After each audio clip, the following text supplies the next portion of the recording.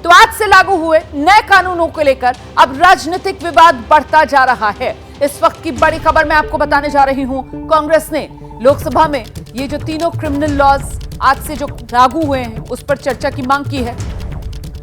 कांग्रेस सांसद मनीष तिवारी ने कार्य स्थगन नोटिस दिया है।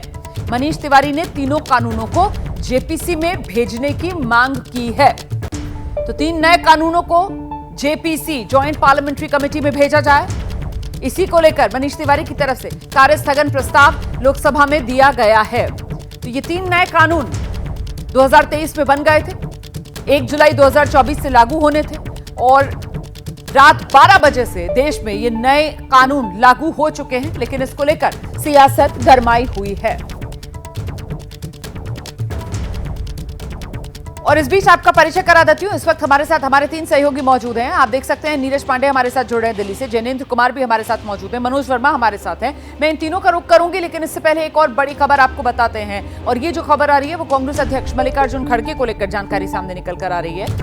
खबर यह है कि तीन नए कानूनों पर मल्लिकार्जुन खड़गे का बयान भी सामने आया है। प्रतिक्रिया आई है मल्लिकार्जुन खड़गे की। ये बुलडोजर न्याय नहीं चलने देंगे, ये मल्लिकार्जुन खड़गे कह रहे हैं। ये तीन नए कानून विपक्ष इसको बुलडोजर न्याय की संज्ञा दे रहा है। और आप जानते हैं इन तीन नए कानूनों को लेकर सबसे पहले विपक्ष की तरफ से आवाज ममता बनर्जी ने उठाई थी, और इसके बाद आज वो तारीख जब ये तीन नए कानून देश में लागू हो चुके हैं, अब विपक्ष के जो सुर हैं वो और बुलंद हो रहे हैं। कांग्रेस की तरफ से साफ कर दिया गया है कि बुलडोजर न्याय नहीं चलने देंगे। सीधे आपको लेकर चलते हैं हमारे सहयोगियों के पास, और सबसे पहले जरा जैनेंद्र से जानते हैं। मैं जैनेंद्र आपके पास आऊंगी, लेकिन मनीष तिवारी की प्रतिक्रिया आ रही है, वो सुनाते हैं पहले। To 1973, so there are problems galore with these laws, and that's why I have been saying this from the day they were passed by Parliament by suspending 146 MPs, that these laws are perverse. They need to be re-examined by the House, and only after their re-examination and a detailed examination by the joint parliamentary committee should they be implemented. There is enough reason to pause the implementation of these laws.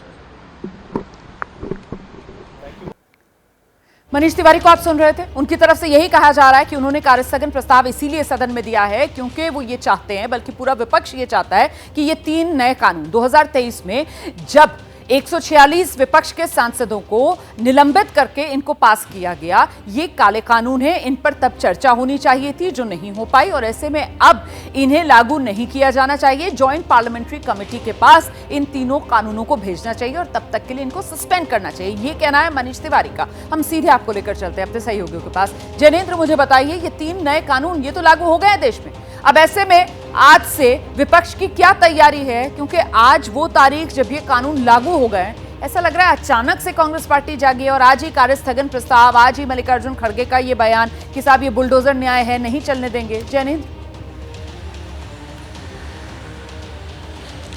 बिल्कुल, देखिए, चूंकि आज से ये कानून लागू हो रहे हैं इसलिए आज की अहमियत काफ़ी ज़्यादा है। जब ये बिल लाए गए थे सदन में, हालांकि उस समय एक संसद की सुरक्षा में सेंध लगी थी और गृह मंत्री के बयान की मांग विपक्ष कर रहा था, और इसकी वजह से जो हंगामा हो रहा था, इसकी वजह से 140 से ज़्यादा विपक्षी सांसदों को सस्पेंड कर दिया गया था, निलंबित कर दिया गया था, और इस दौरान ये कानून जो है पारित हुए थे, और इसी की याद मल्लिकार्जुन खड़गे ने आज दिलाई है। और तब भी कांग्रेस समेत विपक्ष का कहना था कि इन कानूनों को, इन विधेयकों को, तब विधेयक थे, उन्हें जेपीसी में भेजा जाए, इस पर और विचार विमर्श किया जाए। कानूनों का जो नाम है, उनकी शब्दावली को लेकर के भी विपक्ष के कुछ दलों को आपत्ति थी, खासतौर पे तमिलनाडु की पार्टी डीएमके को।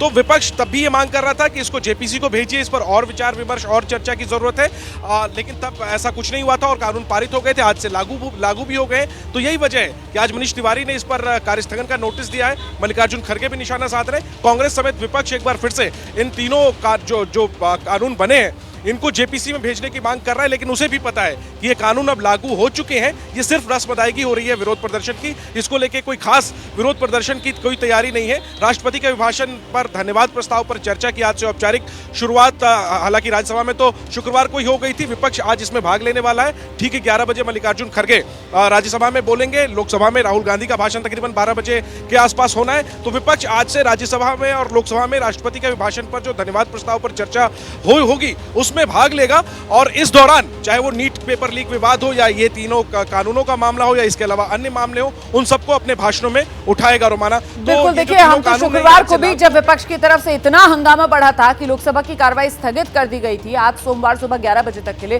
तब भी ये कह रहे थे कि ये हंगामा और ये स्थगन नहीं होना चाहिए क्योंकि धन्यवाद प्रस्ताव राष्ट्रपति के अभिभाषण में उसका दायरा बहुत बड़ा होता है और ऐसे में राष्ट्रीय अंतर्राष्ट्रीय जो भी महत्वपूर्ण मुद्दे हैं उस पर अपनी बात रखने की उसमें विकल्प होता है, छूट होती है एक तरीके से। तो संवाद होना चाहिए, सदन में बात होनी चाहिए।